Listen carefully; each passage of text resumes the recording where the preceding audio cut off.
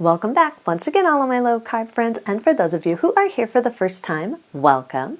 Today I am going to show you a very simple recipe on how to make keto baguettes, or French bread, whatever you want to call it. Baguettes are great because you can make them in any size you want. You can make a full-size loaf and use it as sandwich bread. You can make a smaller loaf and use it as finger foods or appetizer bread. Or you could make an even skinnier, smaller loaf and use them as breadsticks. The recipe I'm going to show you today contains no yeast, so you don't have to stand around and wait for your bread to rise. You just mix it, bake it, bam, it's done. And I'm going to show you two ways to make it. One with eggs and one without eggs for all of my vegan and dairy-free friends. And if you want printable versions of these, you can check out my website at janetsdeliciouslowcarbkitchen.com. You can find printable versions of these and other goodies there for you.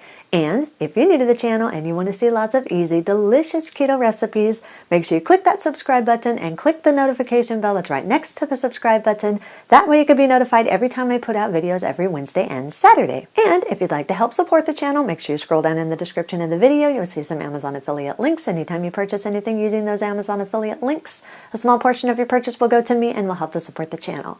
You'll also see a link to Jave Coffee anytime you purchase anything from Jave Coffee using my link. A portion of your purchase will also go to me and help to support the channel. And while you do all that, let's get cooking.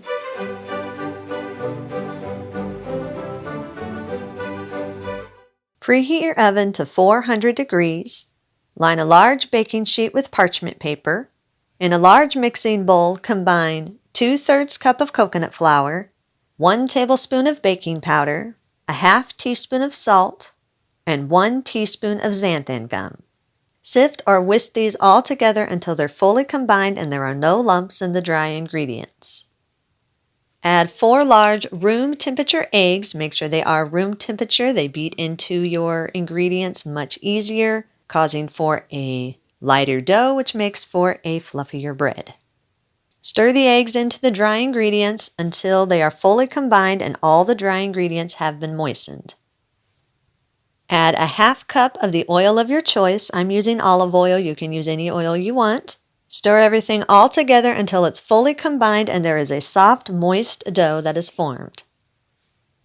Once everything is fully combined, form the dough into a ball and massage the dough for about 1.5 to 2 minutes, or until you feel that extra moisture being absorbed and the dough is sticky and stretchy.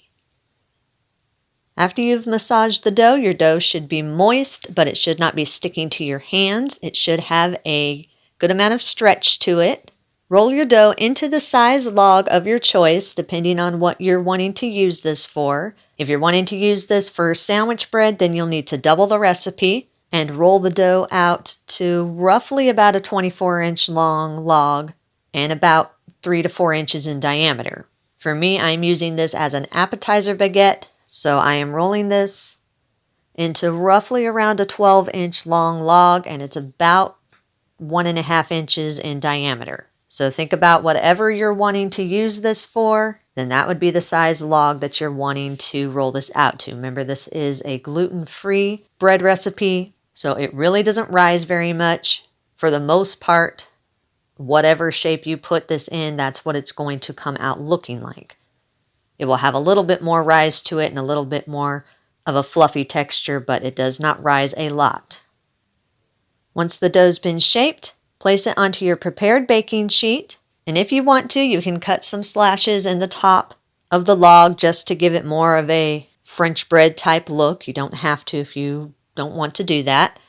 If you do choose to do the slashes, make sure you do not cut all the way through. Use a very sharp knife and just barely put the knife in just until you see the indentation of the knife showing up on the top of the dough. You don't want to push it in very far at all. It's just for a design.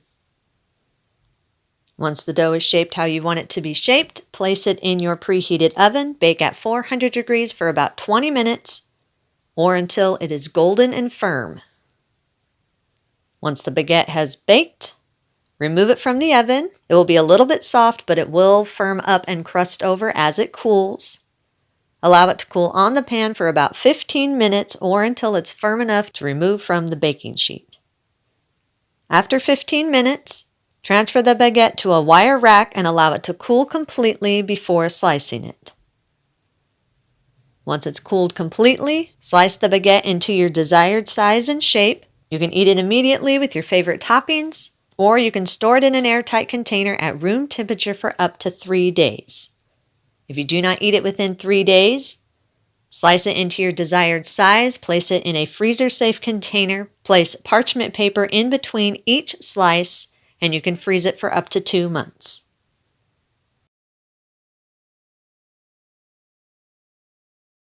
Preheat your oven to 400 degrees. Line a large baking sheet with parchment paper.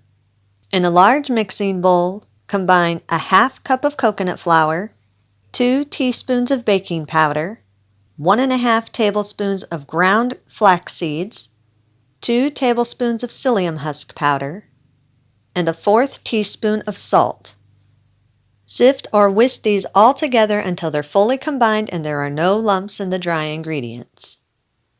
Add a half tablespoon of olive oil or oil of your choice, and a half cup of warm water. Make sure it is warm water. This helps soften the flax seeds and the psyllium husk powder. Stir these all together until they're fully combined and you have a soft, moist dough that has formed. Form the dough into a smooth ball and massage it in your hands for about 1 minute.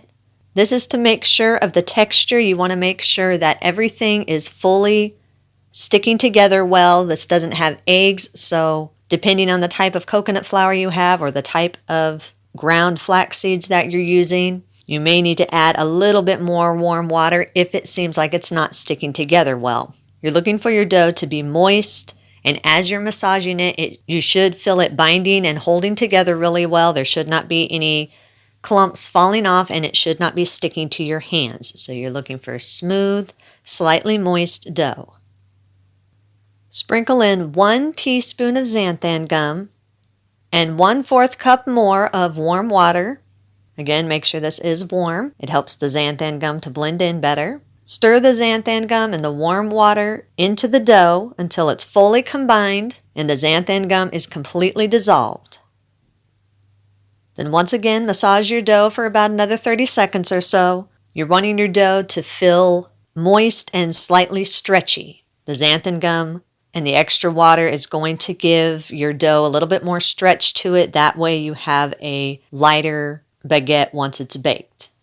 Once the dough's all combined, form it back into a ball and allow it to sit uncovered at room temperature for about 5 minutes so that any excess moisture can be absorbed.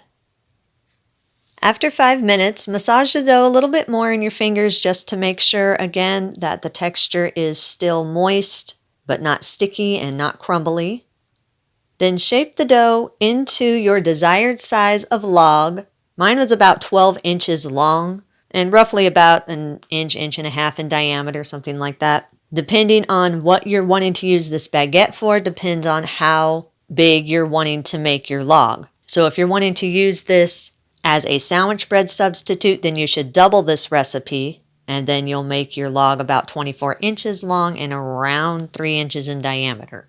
I'm just making this into an appetizer baguette, so mine is about 12 inches long and roughly about 1½ inches in diameter.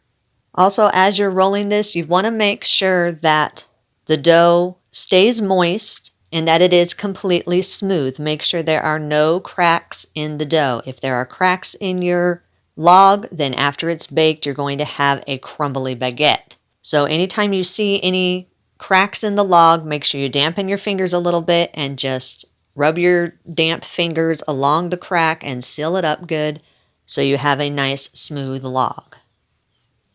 Once the log has been shaped, then place it in the center of your prepared baking sheet. If you want, you can shape the ends of the log into more of a point. A lot of baguettes, that's how they shape them, kind of with a pointed end. Also, what I like to do to make it look more like a baguette, I like to cut slashes slightly through the top of the log. You don't have to do this again. I just do it because I think it looks more like a baguette when it has the little slashes. So if you choose to do the slashes, do not cut very far into your dough at all, just a tiny bit. Use a very sharp knife. Just press down just enough, just until you see the indentation of your knife. You do not want to go very far in at all. So once your log is all shaped and if you're wanting the slashes in, the slashes have been cut, place it in your preheated oven and bake at 400 degrees for 20 to 25 minutes or until the baguette is brown and firm on the outside. After it's baked, remove it from the oven.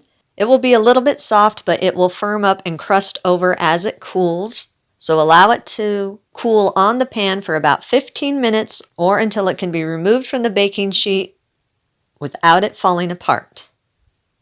Once it's cooled completely, you can slice your desired piece, eat it immediately, or if you have leftovers, store them in an airtight container at room temperature for up to 3 days. If you don't think you're going to eat it within the 3 days, then slice in the pieces and shapes that you want them to be, put them in a freezer-safe container, and you can freeze them for up to 2 months.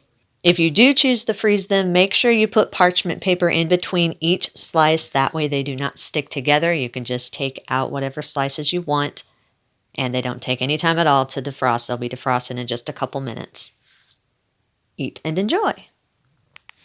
And those are our recipes of the day. I hope you enjoyed them both. If you did and you want to see more videos like this, make sure you click that thumbs up like button, click that subscribe button, leave me a comment if you want to. Let me know if there's any recipes that you'd like to learn how to make, and I'll do what I can to get those out there for you. And as always, keep cooking.